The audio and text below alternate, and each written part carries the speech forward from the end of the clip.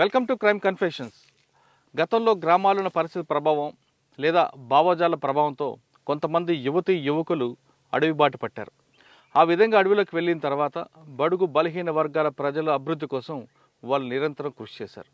కృషి చేసిన తర్వాత పార్టీలో విభేదాలతోనో లేదా అనారోగ్య సమస్యలతోనో లేదా మరో ఈత కారణాలతో తిరిగి జనజీవన స్రవంతిలో కలిసిన వారిని పరిచయం చేసే కార్యక్రమంలో ఈ వారం మన గెస్ట్ ఒగ్గు సంతోషి అలియాస్ నాగమణి అలియాస్ లత. ఇప్పుడు మన ప్రస్తుతం రాచకొండ గుట్టలో ఉన్నాం. ఈ రాచకొండ అనేది రంగారెడ్డి జిల్లా, నల్గొండ జిల్లాకి సరిహద్దు ప్రాంతం. రాచకొండ దళం అనేది గతంలో పోలీసులకి కంటి మీద కునుకు లేకుండా చేసేది. ఈ దళంలో పనిచేసిన ఒగ్గు సంతోష ప్రస్తుతం మనతో ఉన్నారు. ఆమెను అడిగి ఏ ప్రభావంతో ఆమె అడవిలోకి వెళ్ళిన తర్వాత ఆమె సాధించిన కార్యక్రమాలు ఏంటి, ప్రస్తుతం బయటకు వచ్చిన తర్వాత ఆమె జీవన విధానం ఏ విధంగా ఉన్న విషయాన్ని ఆమెను తెలుసుకుందాం. అక్క నమస్తే. నమస్తే. ఒగ్గు సంతోషి అలియాస్ నాగమణి అలియాస్ లత.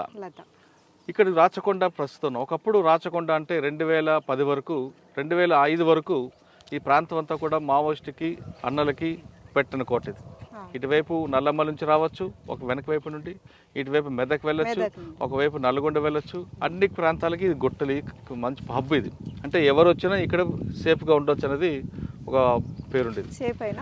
ప్రాంతం ఈ ప్రాంతంలో ఉన్నప్పుడు ఎలాంటి కార్యక్రమాలు జరిగేవి, అసలు సంతోష ఈ ప్రాంతం నుంచి ఎందుకు అడవి బాట పట్టిన తర్వాత ఏ ప్రాంతాలు పనిచేశారు ఒకసారి చెప్పండి. Okay sir. అయితే మాకు పార్టీ పరిచయాలకు రావడానికి ముందు ఇక్కడ అదే గుట్ట, రామాలయం గుట్ట వెనక గుర్రాల గుట్ట అంటారు దాన్ని. 96లో 97లో మన సర్వేల నుంచి ఎల్లంకి మారన్న అంటే ఆయన ఇక్కడ ఎన్కౌంటర్ అయిండు. మన సాగర్ అన్న ఇక్కడ మిలిటరీ క్యాంపు క్లాసులు, రాజకీయ క్లాసులు పెట్టిరు ఇక్కడ ఆ పైన గుట్ట పైన పెడితే అప్పుడు మేము చిన్నగా ఉన్నాం అన్నట్టు. మాకు అన్నలు అనేది కూడా అప్పుడు తెలియదు. మాకు ఇంకా తెలియని వేజ్లో 6 గంటలకు 7 గంటలకే స్టార్ట్ అయింది ఆ ఎన్కౌంటర్. ఇదే గ్రామం మాది. 6 గంటలకు 7 గంటలకు గంటకు పైన ఎన్కౌంటర్ జరిగింది. మాకు ఇంకప్పటికి మాకు పార్టీ తెలియదు అన్నట్టు. అయితే ఆ ఎన్కౌంటర్లో మన ఎల్లంకి మారన్న చనిపోయినాడు. ఆ క్రమంలో ఇక్కడ అన్నలు తిరుగుతున్నారు అనేసి మాకు ఆ ఎన్కౌంటర్ తర్వాతనే మాకు మావోయిస్టు పార్టీ అనేది మాకు తెలుసు. ఏ సంవత్సరం ఇదంతా? 96లో కావచ్చు, నాకు అప్పటికి గుర్తుకులేదు. 96లో అట్లా గుర్తుకున్నది నాకు. 96 నుంచి 97 నుంచి నాకు పార్టీ పరిచయం.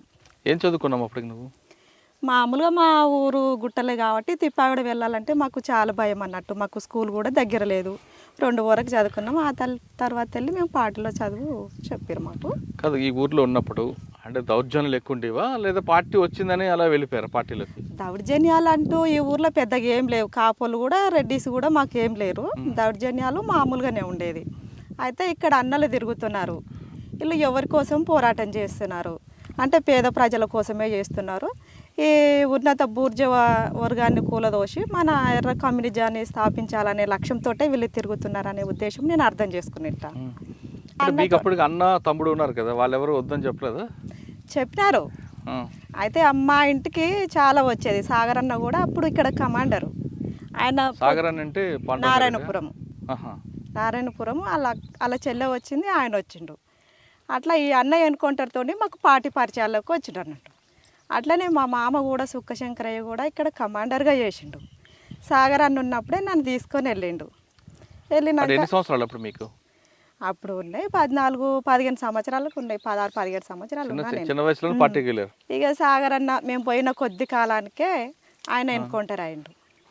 ఎన్కౌంటర్ అయిన తర్వాత చుక్కశంకరయ్య, ఈ భవన శ్రీనివాసరెడ్డి కూడా తిరుగుతున్నాడు ఇక్కడ కమాండర్గా.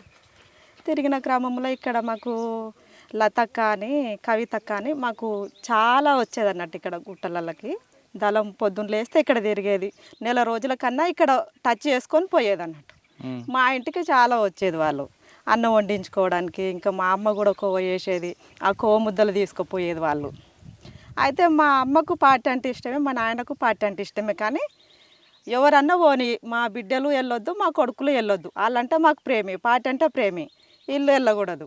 చేస్తాం పార్టీకి ఏ విధంగా అయినా సహకరిస్తాం, కానీ మా పిల్లలు పోకుంటే బాగుంటుంది అనేసి వాళ్ళు అట్లా అర్థం చేసుకునేది. అయితే మేము వెళ్ళొచ్చిన దాకా కూడా మా ఇంట్లో పొయ్యకుండా పెట్టి తినేవాళ్ళు కూడా కాదు అన్నం అన్నట్టు. మేము వచ్చేదాకా అట్లనే ఏడ్చుకుంటూ కూర్చునేది. చాలా దేవులాడేది. మేము ఒక్కరోజు కనబడుకుంటే గుట్టలన్నీ ఎతికేవాళ్ళు మా అమ్మ మా నాయన. అట్లా ఇంకా నేను ఆ రకంగా ఇక్కడ పెద్దగా కాపులు కూడా ఏముండరు ఇక్కడ. ఏ సంవత్సరం లోపలికి వచ్చాము పార్టీలోకి?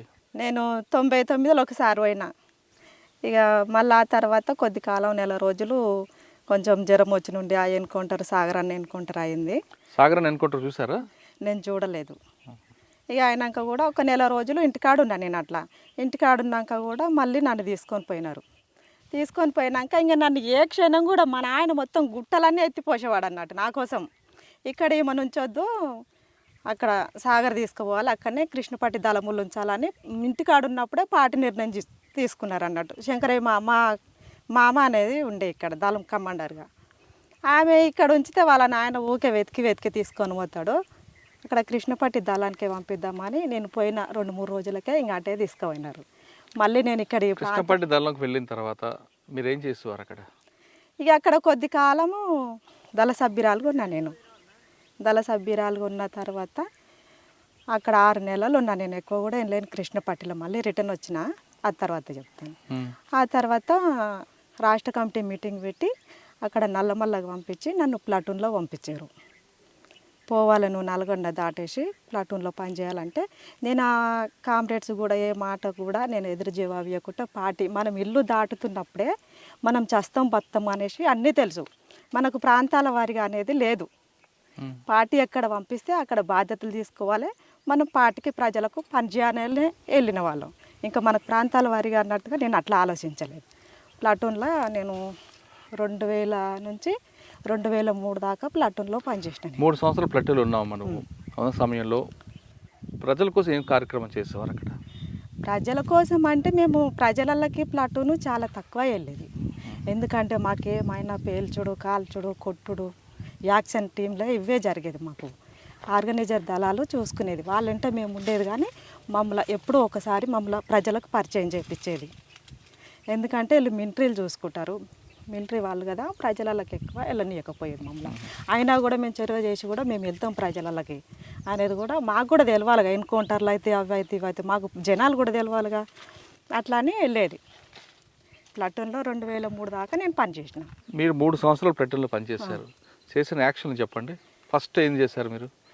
ఫస్ట్ నేను పోయినాక నాకు ఫస్ట్ అదే దాడి 2001లో నేరళ్ళ ఎన్కౌంటర్ జరిగింది అక్కడ కరీంనగర్లో. సెంట్రల్ కమిటీ సభ్యుడు భార్య పద్మక్క అని, నేరెళ్ళ పద్మక్క.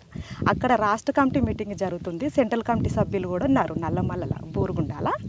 అక్కడ మీటింగ్ జరుగుతుంది. ఆ మీటింగ్ మేము పొద్దుముఖంగా వార్తలు వినేటప్పుడు అక్క చనిపోయినట్టుగా వార్త వచ్చింది. అయితే మాకు మైబ్నారాలతోటి కాంటాక్ట్ ఉన్నది. ఆ కాంటాక్ట్ మిస్ అయిపోయినాయి. 2 కాంటాక్ట్లు ఉంటే 2 కాంటాక్ట్లు మిస్ అయిపోయినాయి.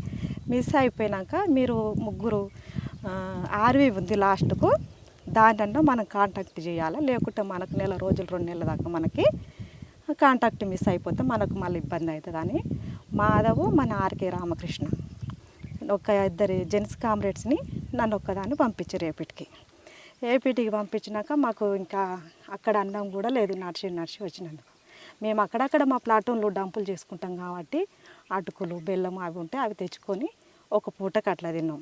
అయితే కృష్ణా నది బార్డరు దగ్గర ఉంటుంది అన్నట్టు అంగట్ల. అయితే అక్కడ చెంచోళ్ళు చేపలోళ్ళు ఉంటారు. ఉంటే వాళ్ళ కాడికి నేను వెళ్ళినా, అన్నం వండించుకొని వచ్చిన. ఈ టైంకి వండించుకొని తీసుకొని వచ్చి మేము 2 గంటల వరకు తిన్నాం. తిన్నాక సాయంత్రం 4 గంటలకి మా ప్లాటూన్ వచ్చింది అక్కడికి. ప్లాటూన్ వచ్చినాక అక్కడ వాళ్ళు చేపలు చెంచోళ్ళు వచ్చి ఇక్కడ 100 మంది పోలీసు వాళ్ళు వచ్చినారు.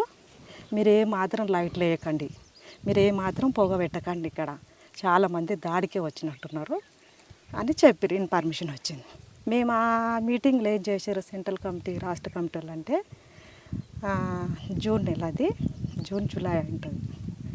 అయితే ఆ జూన్ జూలై నుండి ఆగస్టు సెప్టెంబర్ వరకు టీసీఓస్ క్యాంపెయిన్ తీసుకుంటారు. ఎత్తుగడ్డల ఎదురు దాడి మా ప్లాటూన్ కదా. అంటే లోపలికి వచ్చిన శత్రువుని ఇంకా మనం పోకూడనియదు. స్టేషన్ల మీదకి పోవాలంటే కొద్దిగా టైం పడుతుంది. మన కోసం వచ్చిన వాళ్ళకి మనం దాడి చేయాలని ప్లాన్ చేశారు. ఆ ప్లాన్కి ఎవరెవరు ఉన్నారు అనుకున్నప్పుడు మన కమాండో సుదర్శన్, మన ఈ మాధవ్, ఎర్ర సత్యం, మా ప్లాటూన్ కమాండరు ఆనంద్, భగత్, వీళ్ళు ప్లాన్ చేసినారు 5 గంటలకి. అయితే వచ్చిన శత్రువుని బయటికి వెళ్ళకూడదంటే దానికి సక్సెస్ఫుల్గా ప్లాన్ చేశారు.